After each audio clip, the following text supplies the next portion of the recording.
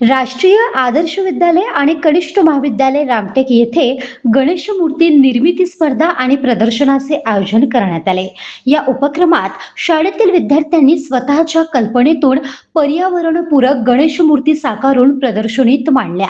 साळूची माती, कागदाचा लगदा, लाकडी भुसा आणि झाडांची पाने या नैसर्गिक वस्तूंचा वापर करून विद्यार्थ्यांनी मूर्ती तयार केल्या। या उपक्रमामुळे विद्यार्थ्यांमध्ये पर्यावरण जागरूकता आणि सर्जनशीलतेला चालना मिळाली। पारंपरिक उत्सवाला पर्यावरणपूरक मूल्यांची जोड देणे हा या उपक्रमाचा मुख्य उद्देश असल्याचे आयोजकांनी सांगितले।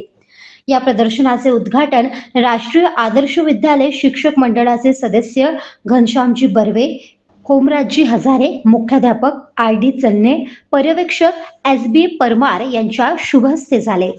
मूर्ती परीक्षणाचे कार्य सौ देशमुख आणि भामकर यांनी केले।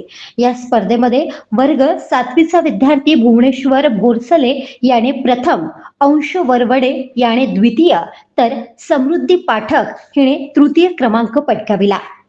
प्रदर्शनी यशस्वी करण्यासाठी ज्येष्ठ शिक्षक संजू दर्यापूरकर, सुनील सेलूकर, वेदप्रकाश मोकद्दम, अरविंद कोहडे, संजय पिसे आणि शिक्षकेतर कर्मचाऱ्यांनी विशेष प्रयत्न केले। या कार्यक्रमाची सांगता प्रसाद वितरणाने करण्यात आली।